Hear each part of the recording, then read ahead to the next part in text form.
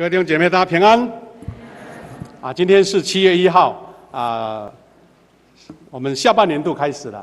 第二个，我们的学生、我们的年轻人也正式放暑假。那今天也刚好男诗班了哈，要献诗。有几位我们的队员呢刚好请假，所以谢牧师说，夏牧师来支援一下哈。刚好这首歌有唱过。当然唱这首歌不是为了要唱这个场合，而是说有两个意思，一个是很快，我们在去年7月1号来到我们富强教会服事，一转眼已经1年了，真的很快。感受到我们的教会得神很多的恩典，大家彼此同心，为了要兴旺神的教会，所以我们用各种方式来邀请更多的弟兄姐妹一起经历神的恩典。所以我们有小组，我们有各样的服事团队，我们有各项的事工跟活动，是为了要让神的恩典借着他的教会在这边来兴起。所以感谢主，1年的当中经历到许许多多弟兄姐妹你们的热诚，你们的爱主的心让牧师也得到激励。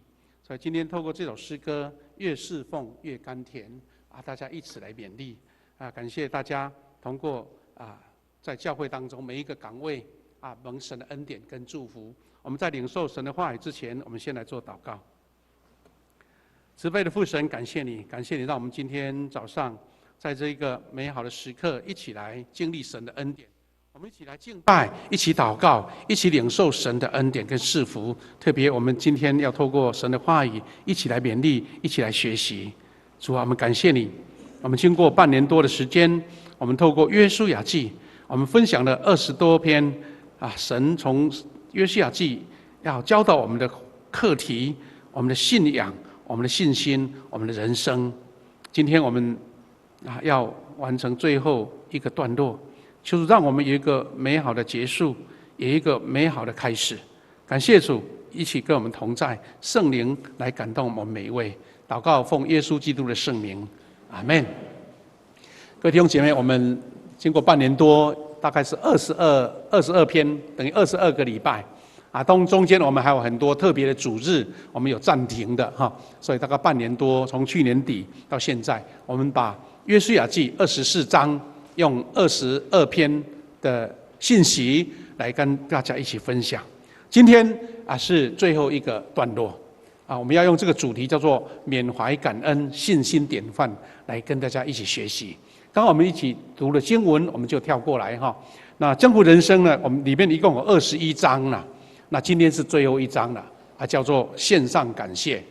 那我们这个作者呢，他把它分成4个段落，一个是拥抱异象，要进入迦南地之前这样的操练，然后克服危机，在整个群体跟敌人打仗在迦南地怎么样能够克敌制胜在那边得到非常多神的恩典。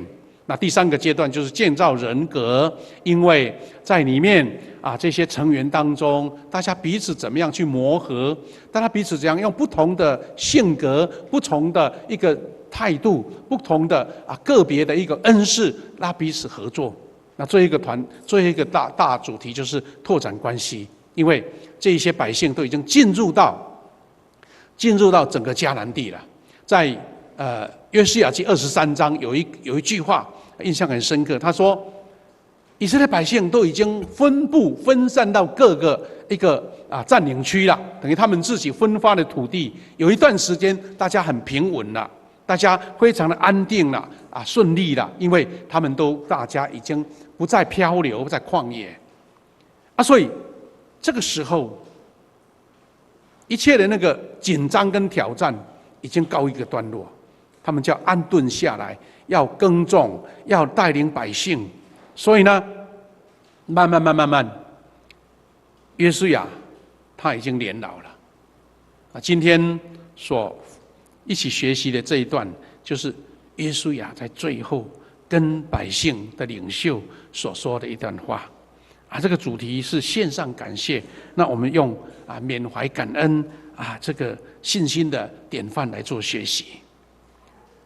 约书亚在示剑这个地方，邀集了12支派领袖，等于是进行他的临终的演说。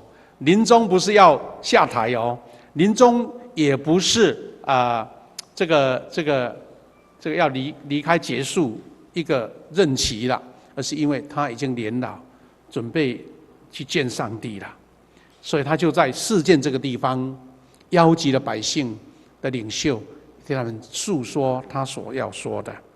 那他怎么说呢？24章，你有机会把全篇再读几遍，你会发现说，约书亚做了非常缜密的一个安排。他起先做什么呢？他是以述说祖先蒙恩的故事当主轴，等于是非常的感性，把祖先的话、祖先的经历讲出来。我想大家一定有这样的经验，特别是我们很多外出的弟兄姐妹，你很喜欢在春节啦，或是年节假期回到家乡。回到家乡呢，感觉吃了故乡的好吃的东西，小吃啊什么都好，但是你很喜欢说，在爸爸妈妈或是阿公阿嬷大家坐在客厅，好像闲聊，对不对？会聊出一些祖先的故事啦，我们的阿祖是从哪里搬来的啦，我们为什么会到这里啦？爸爸妈妈以前怎么样的辛苦啦？这些故事百听不厌，也许每一次连结都会听一次。为什么？因为这个故事是跟你的生命有关，跟你的命运有关，跟你连结在一起的。所以呢，约书亚非常看重他最后一次他所要交代的话语，他就干脆把故事重讲一遍，把故事重讲一遍。那我把它浓缩几个程序，我们再做一点 review 做一点一个复习啦。第一个，示剑是以色列人进入迦南地最重要的基地。我们常常看到约书亚在那边召集人了，因为那边是一个敬拜上帝的中心，所以他们看重这个地点，是要让百姓知道说，无论你自己所分配的土地有多么的肥沃，有多么的一个优秀那么好，但是记得上帝临在的地方才是最重要的。然后呢，亚伯兰就开始讲，从哪里呢？讲到远古的故事，讲到他们的祖先亚伯拉罕的故乡在哪里呢？在加勒底的乌尔，从那边被上帝所呼召开始。24章第2节，就是约书亚向支派讲的这一段话里面一个代表性的话。他说：“约书亚对全体人民说，上主以色列上帝这样说：很久以前，你们的祖先他拉以及他的儿子亚伯拉罕和拿赫住在幼发拉底河那一边，他们拜别的神明。”好，开宗明义，你们今天会在这里，但是你们的祖先早期，我们最早的祖先亚伯拉罕，还有他的兄弟拿赫以及他的爸爸叫他拉，他们是在幼发拉底河那一边，远远的那一边，在那边拜别的神明，因为他们还不认识神。从这个故事开始讲，这是亚伯拉罕他被呼召的一个图片，他经过整个肥沃月湾绕了一圈，来到迦南地的故事亚伯拉罕就这样来到神所应许的土地。这个是约书亚开头所讲的话。这些故事讲不厌，这故事从头来再讲一次，还是讲这样子，因为这个是他们这一群以色列百姓一生从小爸爸妈妈从头到尾一直讲的。但是有些人讲久了，听是有听，但是没有听进去，所以呢，约书亚再强调一次。这个图简单，你看图上的红色的线，就是右边就是加勒底的乌尔，在今天在哪里呢？今天其实就在伊拉克那个地方。你知道两河流域就是经过伊拉克所以呢，在那个地方是原先亚伯拉罕的祖先居住的地方。所以你也马上可以理解，其实以色列人跟阿拉伯人其实他们是同样的种族啦，只不过因为时代的变迁，民族的互相的推挤，到现在变成世仇，其实就是兄弟阋墙的意思。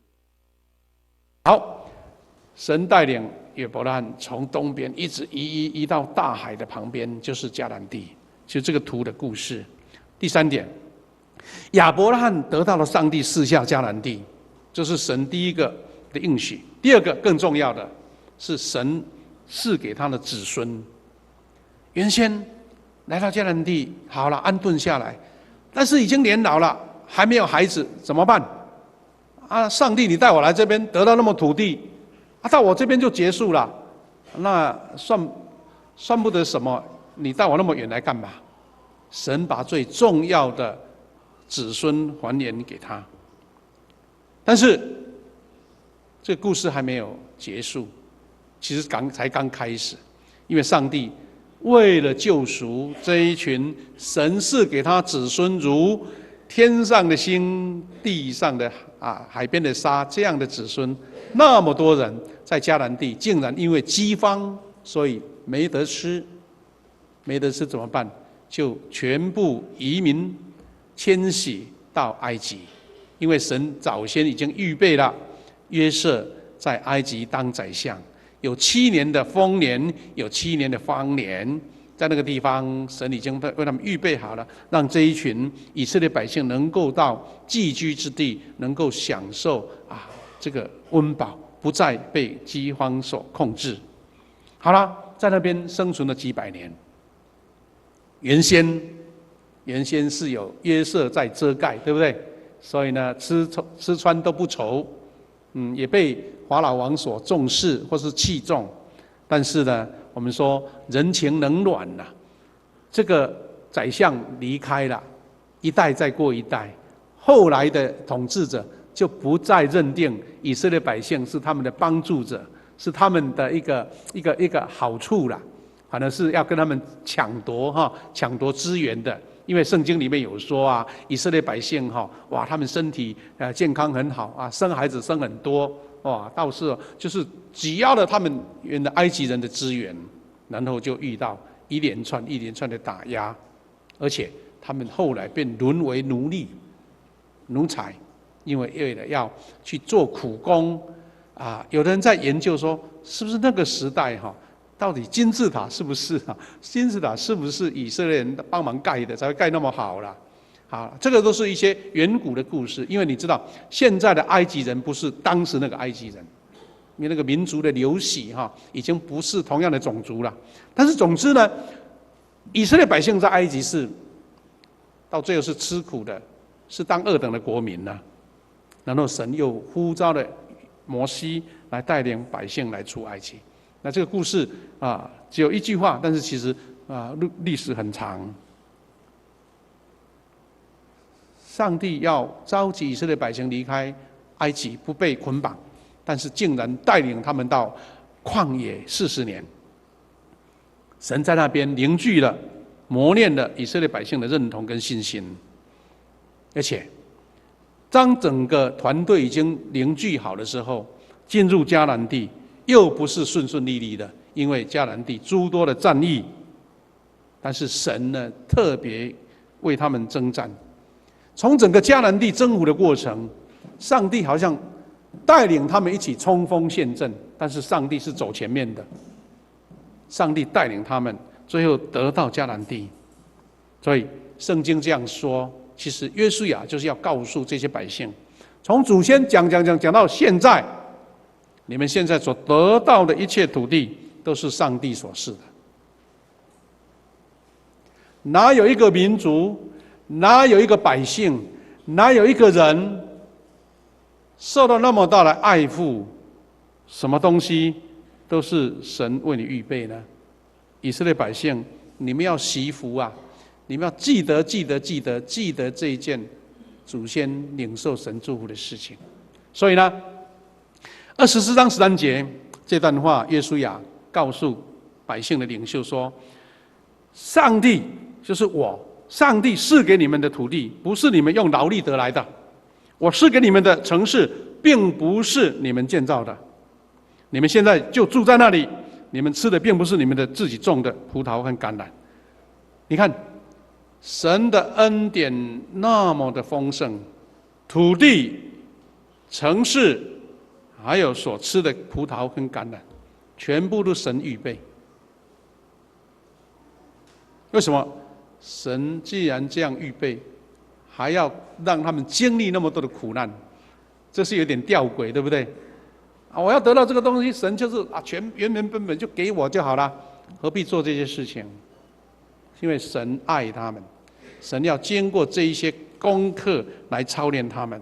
所以呢，约书亚用缅怀的口气诉说感恩的故事，因为约书亚娓娓叙述绵长上帝救赎的故事之后，他很严肃地说了这句话，这个重点：你们要弃绝偶像跟神明，要弃绝。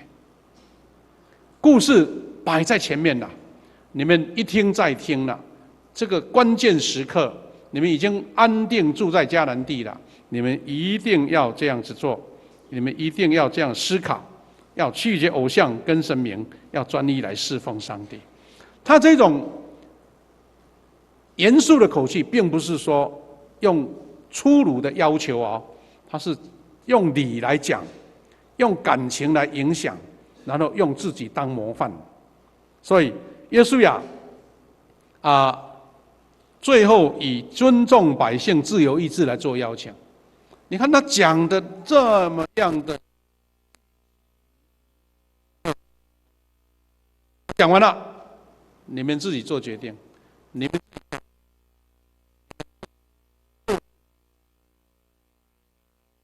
邀请他们自己下决定，要敬拜假神或是真神。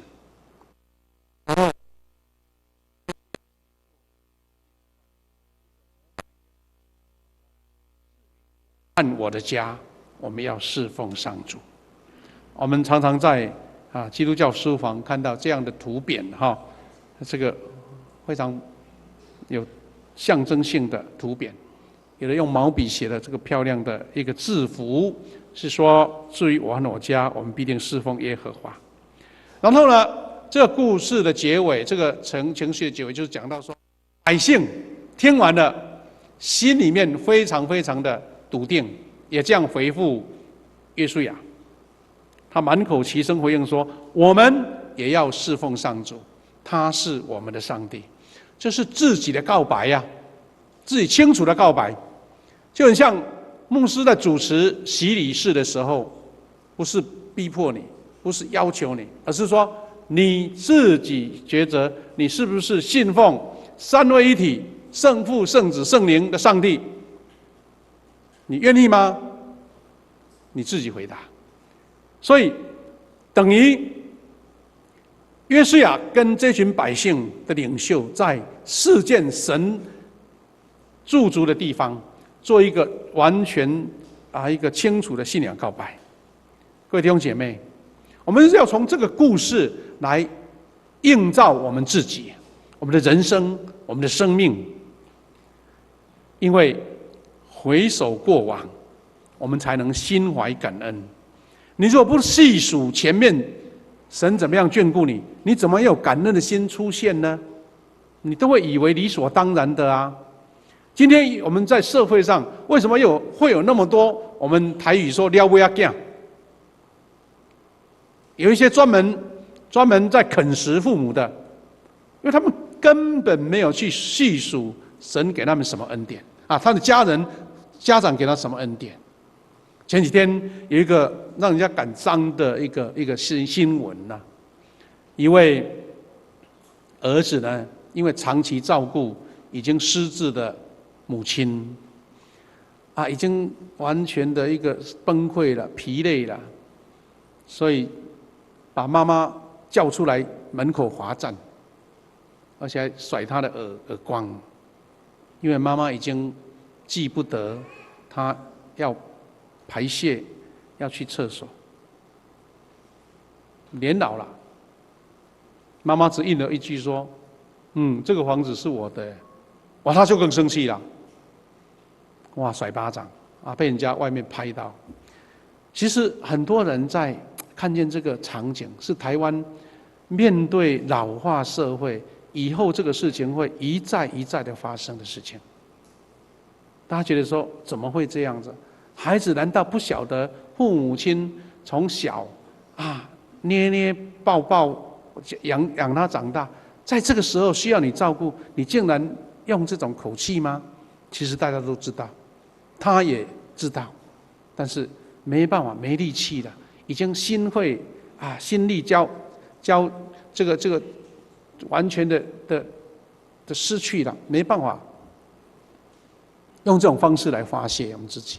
但是我们可以知道说，因为可能这个孩子没有安静下来说，以前父母亲怎么爱我，我今天要什么样的力量来回馈？可能没有社会支持系统，没有社福单位来帮助，没有其他弟兄姐妹来协助，这个都是我们遇到的问题。所以当我们缅怀过去的时候，我们才知道说，哎呀，感恩的事情太多了。特别我们在座有第一代的基督徒，你在回顾过去还没有信主的光景跟模样的时候，你就要数点到底神有给你多少恩典。这个事情太多了，你要静下来安静来思考。所以有些人在写笔记，有人写在年度的时候，要安静下来到一个安静的地方，细数神到底给我多少恩典，你才会发现说，我不能因为一直沉醉在自己面前的事情，也许顺利或是不顺利，一直在那边难过。因为我们如果不会感恩，是因为我们不曾细数细查上帝给我们多少恩惠。然后你安静下来的时候，你才会发现说，你拥有的比你想的更多。这个是我们一起在学习的了哈。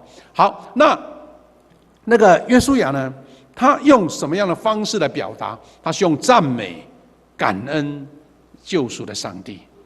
他没有用一种很强烈的或是一种教训的口气，而是一起讲这个大家了解的故事。所以呢，我们刚一个系列讲过了，我们再把它做一个缩小来讲。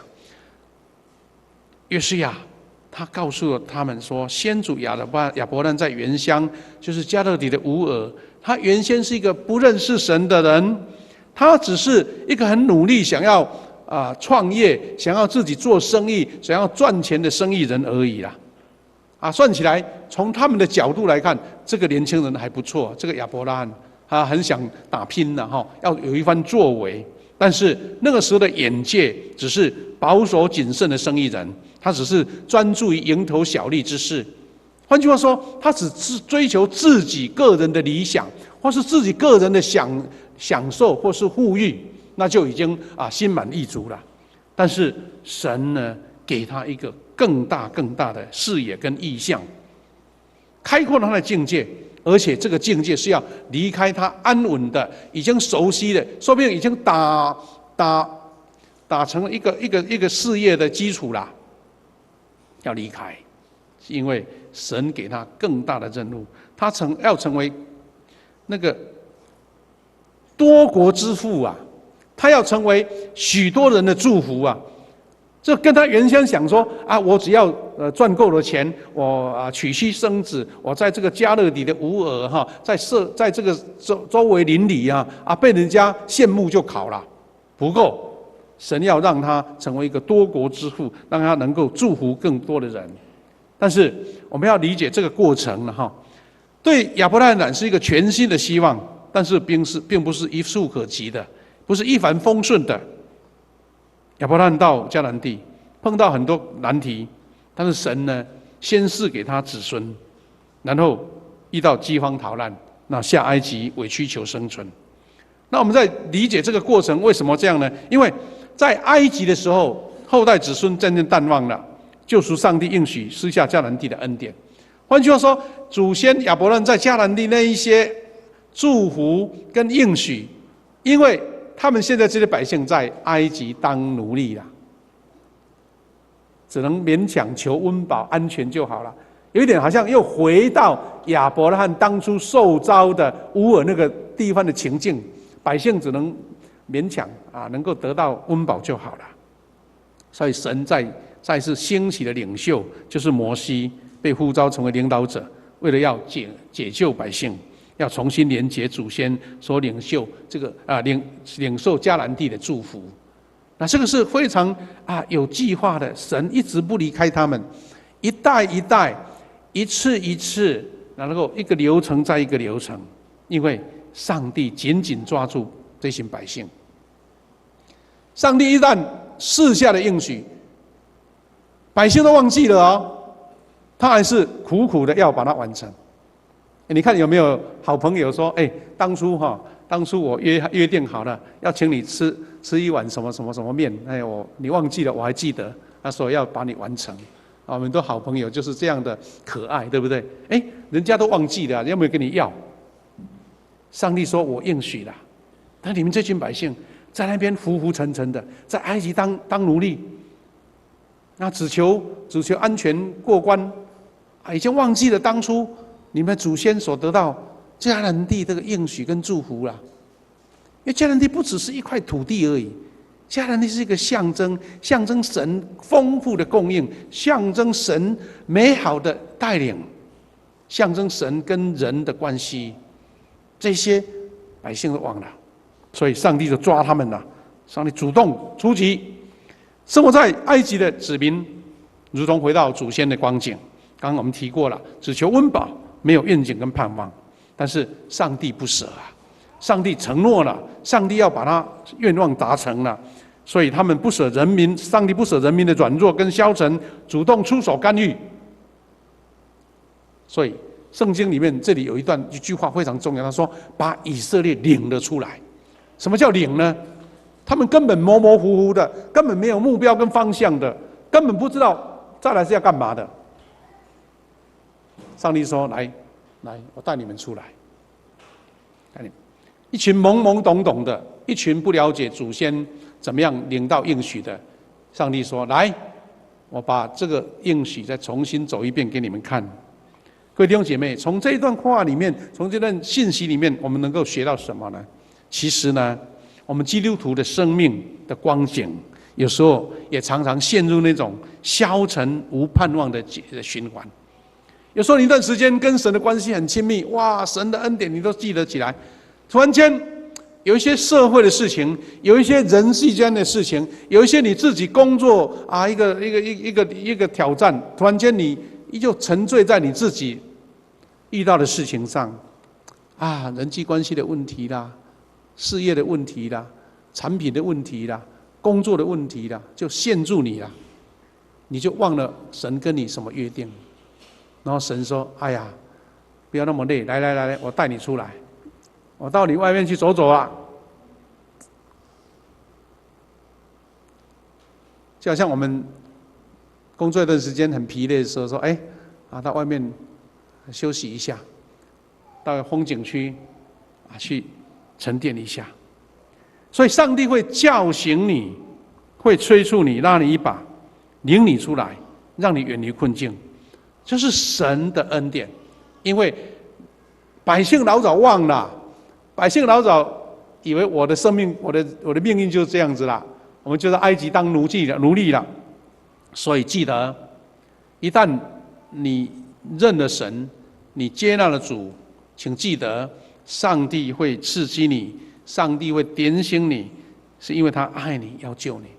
有时候通过人跟你提醒，有时候通过牧师讲的道。大家听了没感觉，你就听到这句话，这就好像是对你说的，这不是上帝叫牧师说的，是上帝直接跟你说的。这些话语，如果你跟神的关系一直保持，神会提醒你，会刺激你，甚至在很多艰难的环境当中，让你看见我现在的处境，神到底要给我什么功课。所以呢，上帝让我们进入旷野，不是无缘无故的，不是随随便便的，不是心血来潮的。因为以色列百姓原本有进入捷径，可以尽速进入迦南地。如果回顾他们的祖先，雅各的12个儿子，他们当时遇到的饥荒，好了，约瑟留在埃及，说好了，你们所有的弟兄姐妹家眷都带来埃及，因为我这边有丰富的饮食跟安稳的环境让你们居住。因为他们祖先过啦，从迦南地一路走，移民呢，移民到埃及居住啊。圣经没有讲说，哇，他们在旷野漂流40年。其实可能用走的大概几个月就到了，对不对？啊，沿途也没有饿死或怎么样，所以可见原先的道路是很近的啦。但是为什么要回去要走40年？那这个问题来了，因为经过几百年埃及的熏陶，那些偶像的一个影响，文化观念还有民族自信心完全都丧失了。真的百姓人出来了，心没出来。今天百姓要到迦南地干嘛？还懵懵懂懂，只知道说，我们的领袖摩西要带领到一个新的地，那到底是什么东西？所以这群百姓因为心智涣散，对上帝也一知半解，所以上帝安排了一个40年的课程，就是旷野的壮游，来操练这群百姓。各位弟兄姐妹，你在大学读4年啊，就觉得说，哇，怎么时间那么长了哈？上帝给他们40年了，10倍的大学教育啊，是为了让这群百姓在里面完完全全的历练，把所有的杂质都挪开，把一切对神不了解、不认识的，一步一步重新建立起来。让他们完全体会没有神就没有办法存在那种境地。所以呢，用感恩的心，要从内心的历练才能够感觉出来。这群百姓如果一下子好像现在啊，一架747的飞机把它一载啊，就到美国去生活了，你根本不知道到底去美国到底要干嘛。这群百姓如果一下子啊没几个月就被带回到迦南地，他们也不了解到底我们祖先曾经在那边奋斗过什么，到底上帝带我来有什么样的目的，都不了解。所以呢，各位记得，我们每一个人都这样子，人性就是这样子，在吃苦磨练的环境成长，你才会感恩，你才会习物，你也会才爱人。我们的这个大纲的填写哈，这个习物因为在一行的最后，它就没有一格了哈，是感恩、习物、爱人。我们常常会讲说，台湾的经济发展大概是40-50年前我们第一代的企业家一起兴起。当时没有什么资源，也没有什么人教你呢，也没有什么样的一个什么政府辅导什么，都要自己来。但他们竟然成就了那么多我们台湾觉得可歌可泣，或是说值得纪念的一些故事。但我知道说，这一群从苦过来的企业家呢，或是他们的在台湾我们的长辈，有的已经都离开世界了，他们非常的勤劳，非常的节俭，非常的爱惜身边的一切物品。所以呢，他们不会浪费，也不会这样的奢侈，也不会那样的就炫富，不会。我记得在高雄牧会的时候，教会有一个他们公认是最有钱的一位长辈，他穿的衣服就穿了一件破破旧旧的人瘦瘦的，从街边走过。他的这个记者在描述说，他就很像一个老阿伯在逛街一样，没有人理他。但是有人记者在统计，当然应该不是很精确。他说这个是百亿的身家哎。但他平常就是穿了一件很简朴的衣服，而且还骑脚踏车，然后还年轻的时候还天天去寿山爬山。人家寿山爬山是去享受，对不对？他是去帮忙捡垃圾，那些沿途大家在爬山都会丢一些吃的东西垃圾，还帮人家倒水。他用这样来锻炼自己。然后呢，我印象深刻是，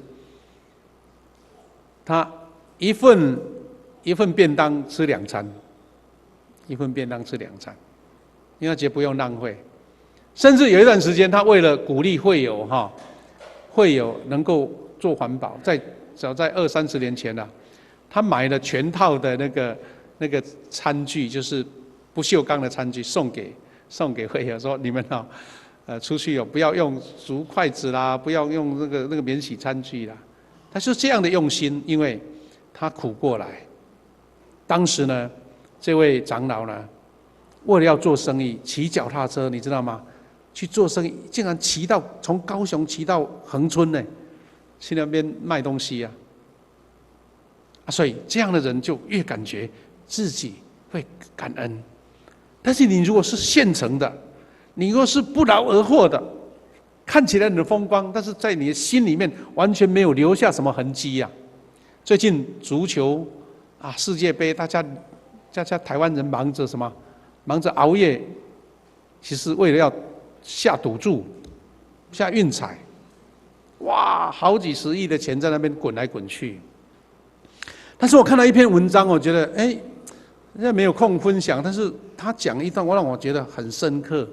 他说那个横财白白得来，对不对？看起来很风光，但是花的也很快，因为你没有去感受到这些钱是辛苦赚来的，是1块、2块、10块慢慢累积起来的，所以你不会珍惜，一下子就浪费光了，而且还有吸引了一大堆苍蝇来里面旁边，因为很多想要吸你的血的那些坏朋友都跑过来了，到最后反而比没有得到那笔彩金还苦的生活。所以记得不劳而获当然是很好，但是请记得怎么来也怎么去了。当你珍惜得来的，为什么这些第一代企业家他能够守住他的财宝呢？因为他知道这个不是简单的。所以上帝为什么要把百姓放在旷野呢？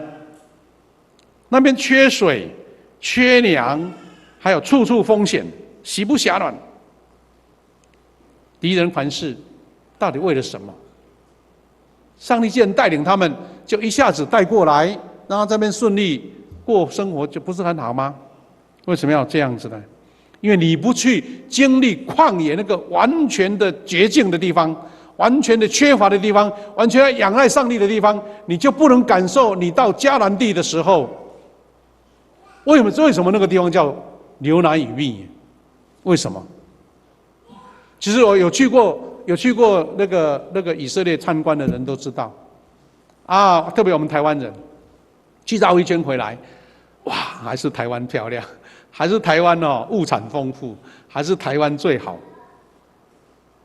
如果真的啦从世界整个地理环境跟物产，以色列这个地方根本是大家选不是首选的。虽然他们现在好厉害，在那旷野沙漠里面种了好多蔬菜，而且还会外销，不得了。为什么？因为上帝不是赐给他们一个随手就可以得到物产的地方，上帝赐给这一群百姓有智慧，从无来生有，从缺乏来得富足，让他们珍惜。因为整个的这个迦南地就是这样的情境。各位弟兄姐妹，所以呢，神给你放在旷野，你喜欢吗？当然不想。但请记得，这是上帝恩典爱你呀，上帝爱你，才让你有这个机会接受磨练。所以旷野的经历呢，40年，让以色列百姓脱胎换骨。原本缺乏，但是是最富足的；原本软弱，但是是最强盛的；原本人心涣散的，但是变成最团结的。感谢主，在这40年的磨练的成果当中，他们跟神的关系，就像上个礼拜我们分享的，他们跟神的关系，这个亲和力就变成最强了，粘稠度也最高了，信靠度也最足了，抗压性也最大了。这个不是一个在温室长大的人可以感受得到的，不是在遇到磨难的没有经过磨难，他会觉得说：“哎呀，这个情形有那么严重吗？”因为他经历过，所以让你更坚强。所以神给你强盛，神给你力量，不是一种不劳而获的，而是你自己经过整个心智、整个身体、整个筋骨完全的脱胎换骨，完全的磨练。你看，刚刚我们说亚伯拉罕这个祖先从东边的乌尔一路经过肥沃月湾来到迦南地，以为可以安居乐业了，也可以永续发展了，也可以高枕无忧了。没想到上帝又重新带领他们一次，又从东边又带到西边，等于好像两波了。第一波走过来，第二波走过去，然后又从埃及把他们带回来，又从埃及又绕了，从西边又走回东边，到这个中心地，这个迦南地。这个图片就是在一个象征。你看这一条红线，就是以色列百姓所经历过的。如果以现在的交通工具呢，大概几天就经过了。我记得去参观，要去那个西乃山，哇！从埃及出来，整条路完全都是石头，都是红土。记得拍了几张照片，远，因为整个旷野只有这条路，好像走不到尽头的荒野。那就是以色列百姓40年的上课的教室。各位弟兄姐妹，神为什么把你放在旷野？真的要好好想，不要见景伤情，也不要心中感到怨叹，因为神爱你。所以约书亚用感恩赞美衷心期许这个百姓他们的未来。约书亚的期望是什么呢？跟我们的期望是一样的。但首先，约书亚用赞美感恩做开始。请记得，我们不要看自己的情境是好是坏，请记得这2个关键。凡是感恩的时刻，凡时时赞美的时刻，就是你得到基督徒生命能量最大的时刻。你哀怨，你叹息，你垂头丧气，你离开上帝，说我不去给你礼拜了，这些都没有用，因为是你在赞美跟感恩的时刻，就是你能力最强的时候。我们在礼拜前，我们的敬拜赞美，我们看到弟兄姐妹，还有我们这个敬拜团陈佑长老带领他们大家唱诗歌。也记得请你们不是在欣赏他们唱好不好听啊，是你要一起同心翻唱，知道吗？因为你唱诗歌，你才能把一切的一些狱卒你一切的劳苦，透过诗歌唱出，大声的唱，从肺腑唱出来，你才能把一切的劳苦，一切的哀怨、愁劳、愁烦全部吐出来。所以记得，赞美是让你得到一个喜乐的时刻，一个重新圣灵来充满你的时刻。我们现在的社会很注重这个秩序，对不对？很注重那个安静，你不能可能在公共场所随便乱喊乱叫也许到野外还可以，但是我们在礼拜堂里面高声的赞美，那是最好的一个健康的训练。因为医生都在说，我们人在唱歌的时候，整个五脏六腑都会运动到这个时候一起高声赞美神，不只是赞美神了，你得到能力，而且你的身体得到健康。听说那些专门在喜欢唱歌的人寿命会更长。那这个都有科学根据的，有医学的统计的。所以各位弟兄姐妹，我们一起来学习一起来得到这种力量跟帮助。那最后我们要一起来讲说，约书亚他在最后一次的讲话，是以感恩赞美做开始，然后用自信宣告跟邀请来做结束。这个是非常有智慧的安排，因为圣经这样去说，约书亚继续说：“你们要敬畏上主，真心诚意的侍奉他。你们要除掉祖先在美索不达米亚和埃及所拜的神明，专一侍奉上主。如果你们不愿意侍奉他，那这样你们可以今天必须做决定，你们要侍奉的是谁？是美索不达米亚的神明呢，还是现在摩利人所住的拜的神明？这些神明一大堆，但是你们自己做决定。”然后约书亚说：“好，我先宣告，至于我和我的家，我们要侍奉上主。”约书亚的最后演说，我觉得是一个信心的典范。约书亚的演说是绝佳的信仰教材。怎么样跟你的子女分享信仰？约书亚做的最好的模范，他也是个伟大领袖的一个标杆。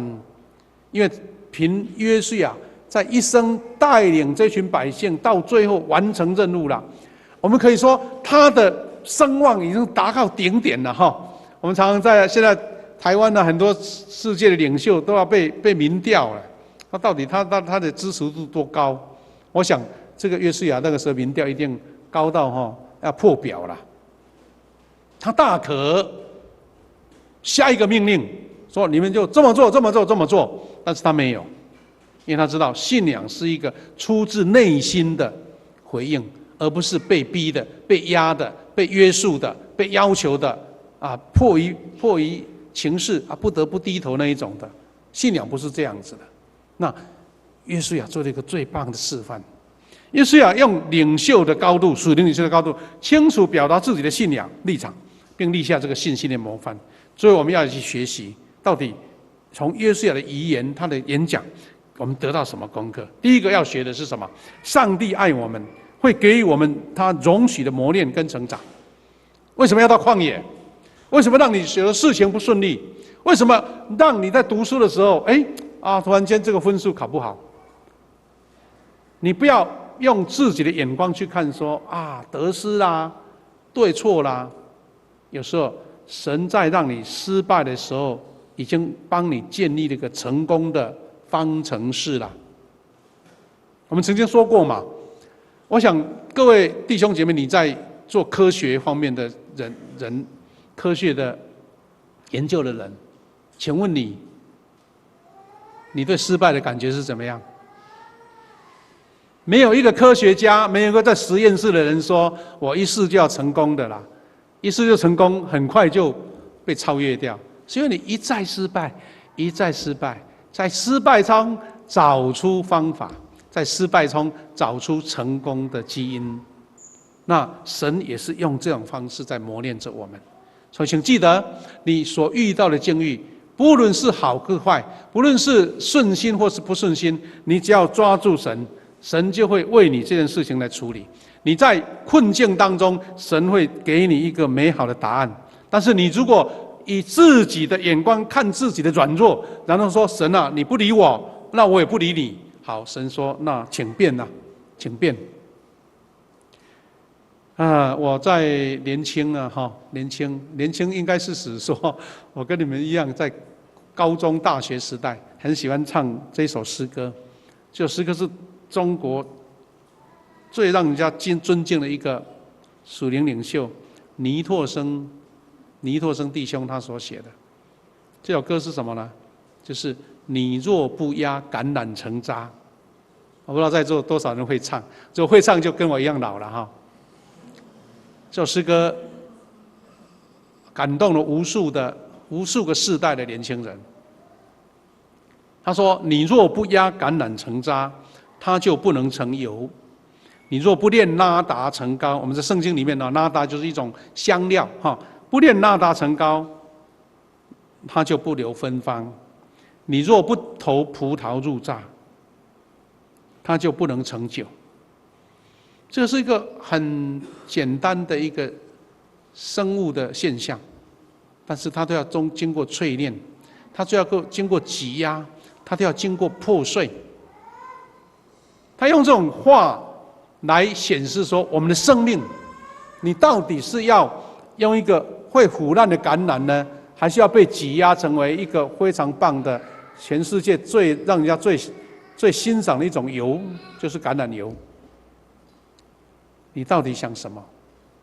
所以最后这段诗歌的话语里面，这个是橄榄油的一个显示的画面。这首诗歌到最后他说：“主啊，我这人是否也要受你许可的创伤？创伤谁要？我们都不想，我们要逃避。当神给你的时候，你怎么办？当你认定神的旨意在你身上的时候，你会把这个创伤看成是恩典呢？你会把这个失败看成一个将来荣耀的冠冕。所以很多人说啊，军人当兵的战士，他会把他的疤痕当作他的一个勋章。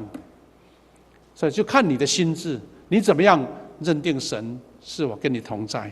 他说，每次的打击都是真利益。如果你收去的东西，你以自己来代替。这个讲出了重点了。神打击不是他好玩，神要让你得到真正的成就跟收获，甚至他牺牲了自己来代替。这些罪、这些苦难，主耶稣用他的宝血来替换。那我们从这些诗歌有机会你可以把这张谱拿过来唱看看，真的很好听。每次唱你会得到更多的感动。第二个教导，我们从约书亚他用感恩赞美神，我们知道你的感恩跟赞美要在你生命当中得到无限源源不绝的生命跟能量跟属灵力量。记得当你觉得要伤心流泪的时候，当你觉得沮丧要埋怨的时候，你要记住说约书亚他的模范，你赶快来赞美神。当你口出恶言的时候，说：“哎，不行，我要赞美上帝。上帝啊，我感谢你，让我现在想到你。虽然事情很难解决，问题很复杂棘手，哎呀，困难那么多，但神呢，我要感谢你，因为你一定会给我力量，让我找到突破之道。”不简单呢，不是讲了就归讲，你要怎么样去找到这个赞美的能源呢？所以圣经诗篇，当然我们读了第二段经文说：“凡献感谢为祭的，就是遵从我、顺从我命令的人，我一定拯救。感谢为祭，就是遵从的主，把神摆在你的困难的破口，把神摆在你无法解决的难题当中，因为你用赞美在那个地方，神就在那个地方。”感谢主。另外一段经文呢，我们很喜欢读就是腓立比书4章6到7节，因为这段话给我们一些非常另类的思考。他说：“应当一无挂虑，只要凡事借着祷告、祈求和感谢，将你们所要的告诉上帝。上帝所赐出人意外的平安，必在耶稣基督里保守你的心怀意念。”哇，这个多么奇妙的话！这跟我们平常的思考不一样哎，有困难还要感谢啊，有不足还要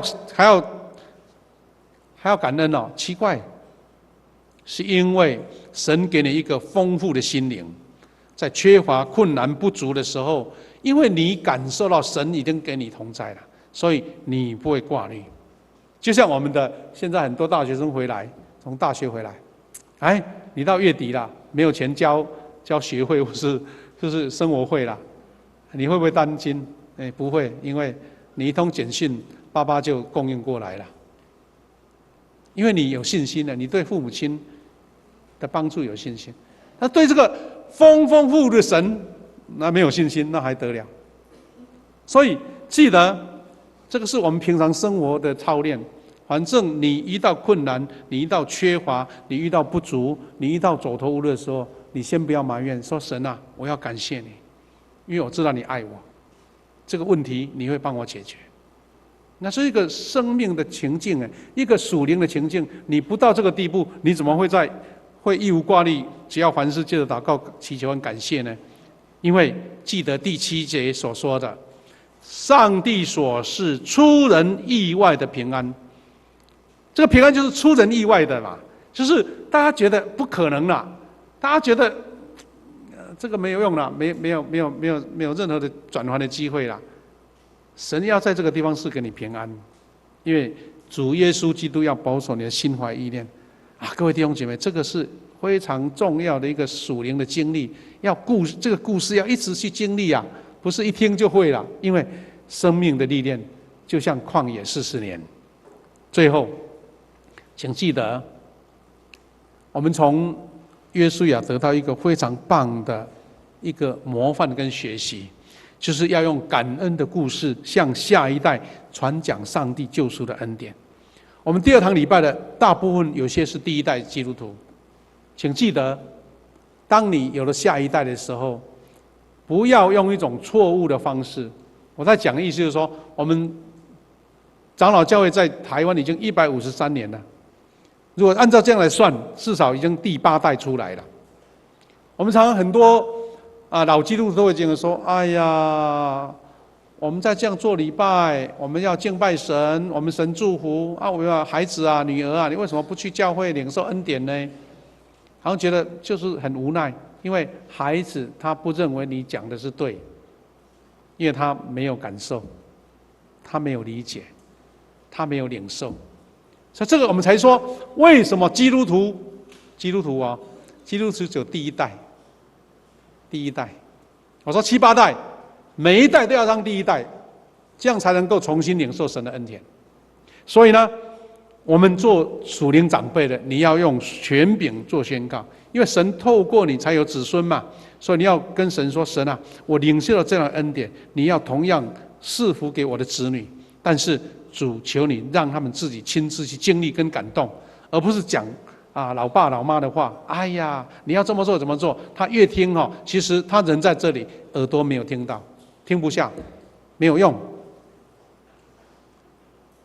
第1堂礼拜讲到一个小例子，我说我们上了年纪的人喜欢去吃台南的小吃我们这个沙巴鱼糜很好吃。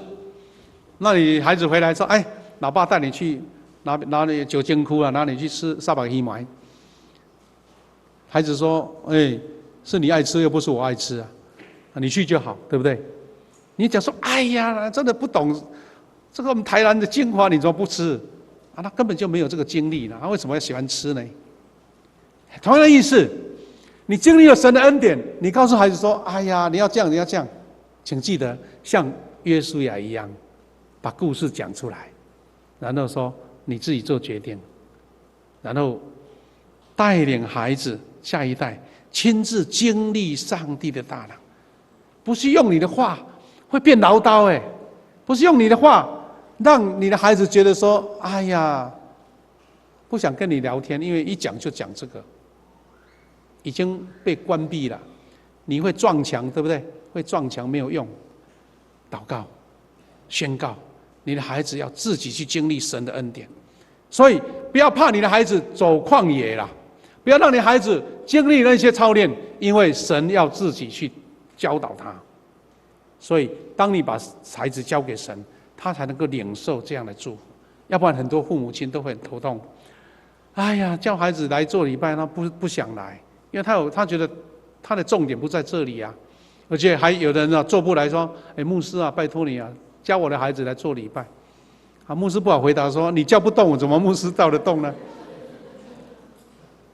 请记得，为什么很多人那些排队店为什么会去？你逼他的吗？为什么有的人要去跑那个什么什么那个演唱会，2、3天之前就打地铺？他是疯了吗？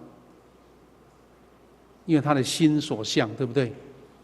请记得，我们的神需要他自己去经历。所以约书亚立下这个最棒的典范，是向下一辈讲感恩的故事，让自己去做决定，然后去领受这个祝福。所以我们就会从这个艰难当中得释放。我知道很多长辈心中很劳苦，因为觉得说：哎呀，我堂堂一个长老，我堂堂一个教会的一个活跃的分子，我的孩子竟然不来教会。你不要觉得可耻，你要说神要在这件事情给你很棒的功课，因为神要教导他，让他比你更棒，让他比你更有信心，让他比你更坚信神，是要神出手，要神动工，要神在旷野操练他。